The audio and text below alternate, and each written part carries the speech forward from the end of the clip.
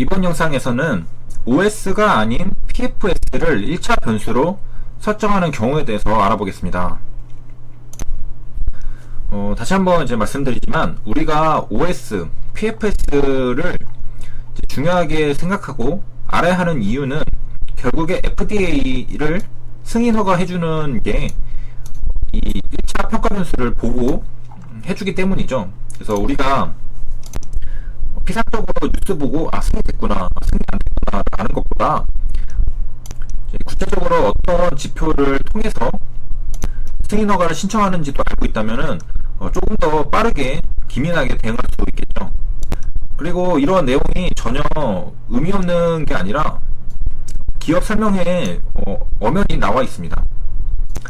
우리가 뭐 회사 투자하려고 해도 기업 설명회 이런 것들 자료를 다 읽어봐야 되는데 우리가 뭐 OS가 뭔지 PFS가 뭔지를 모르면 신약허가 신청 이 단어만 보고서 할 수밖에 없거든요. 그래서 최소한 기업 설명회에 있는 내용들을 읽고 분석하기 위해서는 1차 변수인 OS와 PFS에 대해서는 잘 알고 있어야 된다고 생각을 합니다. 그럼 이제 PFS 알아보도록 하겠습니다. 저번 시간에는 이 앞에 있는 OS에 대해서 알아봤는데 시험군이나 대조군도 제가 설명을 드렸습니다.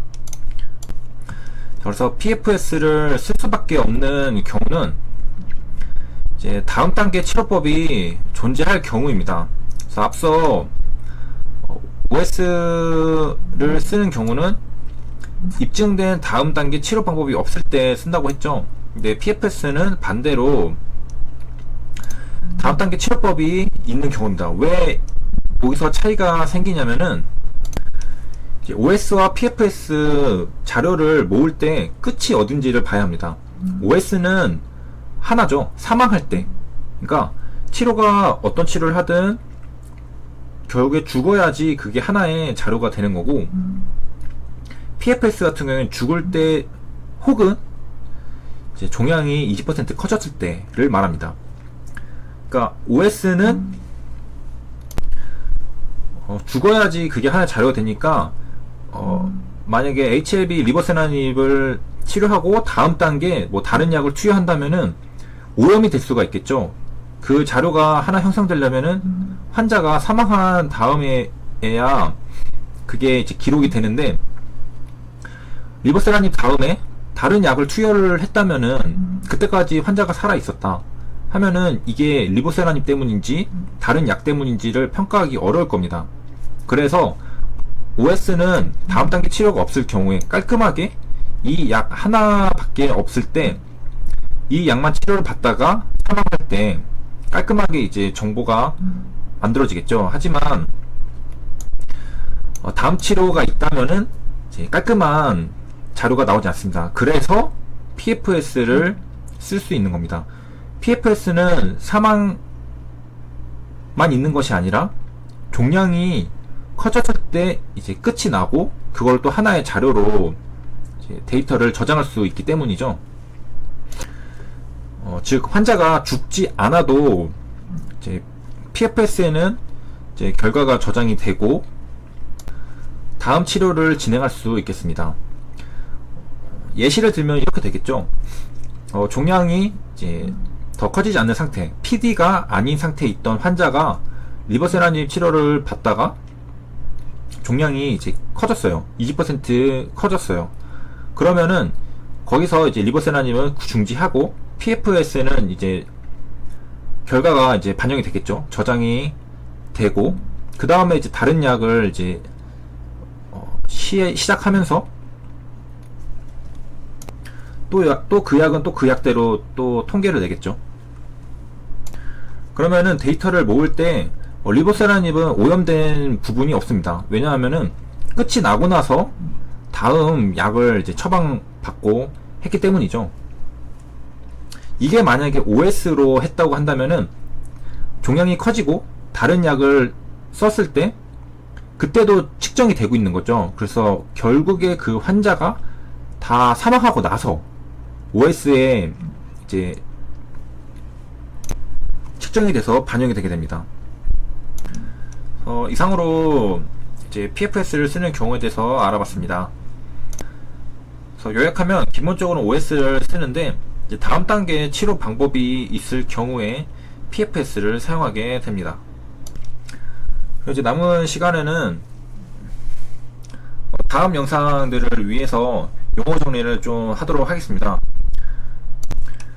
뒤에 보셨는지 모르겠지만 TTP랑 TTF가 나와 있습니다. 그래서 TTP는 프로그레션이고 여기 TTF는 페일러입니다.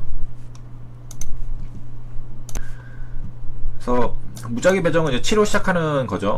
치료 시작부터 이제 종양 진행이 관찰될 때까지의 시간을 TTP라고 하고, TTF는 치료 이제 중단 혹은 새로운 약을 쓸 때까지의 시간을 말합니다. 그래서 TTP는 종양이 관찰될 때, TTF는 치료가 중단되고 새로운 약을 써야 된다 할 때를 말합니다. 그래서 이제 1차 변수 여기 프라이머리 엔드포인트 여기에 이제 TTP랑 TTF도 생각해보면은 사용할 수 있을 것 같지만 이제 1차 평가 변수로 사용하기 타당하지 않은 경우가 많다고 합니다. 생각해보면은 이제 TTF 같은 경우에는 치료 실패했다는 기준이 모호할 수가 있죠. 판단이 그때그때 다를 가능성이 있습니다. PFS도 그러한 면이 없지는 않지만은 생각보다 객관적인 부분이 있습니다. 가장 깔끔한 건 OS죠. 사망하면은 되니까. PFS는 어떤 점에서 그러냐면은 종양이 20% 커졌을 때를 평가하는 게 의사입니다.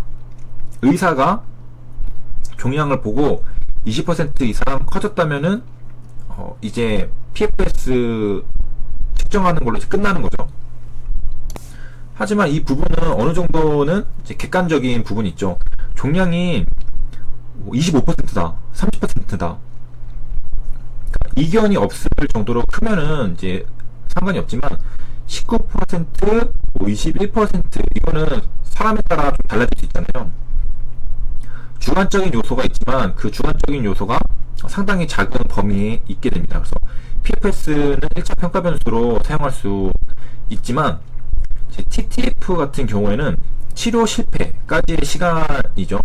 치료 실패를 어떻게 정의할 것인가를 생각해보면은 생각보다 이거는 주관적인 요소가 PFS보다 훨씬 많이 들어가겠다라고 생각을 할 수 있겠습니다. 마찬가지 논리로 이제 TTP도 병이 진행될 때까지의 시간인데 언제부터 병이 진행됐다고 평가를 할 것인가, 어디서부터 병이 진행된 거고 어디 전까지는 병이 진행이 아닌가 라는 것도 기준이 다 다르겠습니다. 그래서 1차 평가 변수로 사용하기 타당하지 않다라고 말을 하고 있고요. 사실상 OS랑 PFS만 알면은 이제 어느 정도 다 이제 커버가 됩니다. 그래서 HAB IR에서도 OS랑 PFS만 얘기를 하죠. 다른 1차 변수에 대한 이야기들은 없습니다. 하지만 사용하는 경우가 있기는 있는 것 같네요. 그래서 시약처와 사전 협의가 이제 권장된다고 하고 타당 근거가 있으면은 사용할 수도 있다고 이제 봅니다. 그리고 뭐 TTP, TTF, EFS와 마찬가지로 또 이제 증상에 관련한, 증상 조절에 관련한 게 1차 변수로도 이제 될 수가 있다고 하고 있습니다. 다 마이너한 거죠. OS랑 PFS에 비해서는 다 마이너하지만 그래도 지표가 될 수 있다는 거고, 만약에 뭐 다른 바이오나 그런 데서 이제 이런 지표들을 쓴다고 해도 이거 못 쓰는 거 아닌가가 아니라 어떤 특수한 경우라서 사용한다고 해석을 하시면 되겠습니다. 그래서 이제 오늘은 그 항암제 임상시험 가이드라인을 가지고 OS랑 PFS에 대해서 조금 더 구체적으로 알아보는 시간을 가졌습니다. 궁금하신 분들은 이렇게 뭐 인터넷에 검색을 하시면은 아마 PDF 파일을 받으실 수 있을 겁니다. 식품의약품 안전평가원에서 볼 수 있고, 후회율이 높으신 분들, 그 다음에 내가 투자할 종목에 대해서 자세히 공부를 하고 싶으신 분들은 한번 읽어보는 것도 나쁘지 않습니다. 이상으로 영상 마치도록 하겠습니다.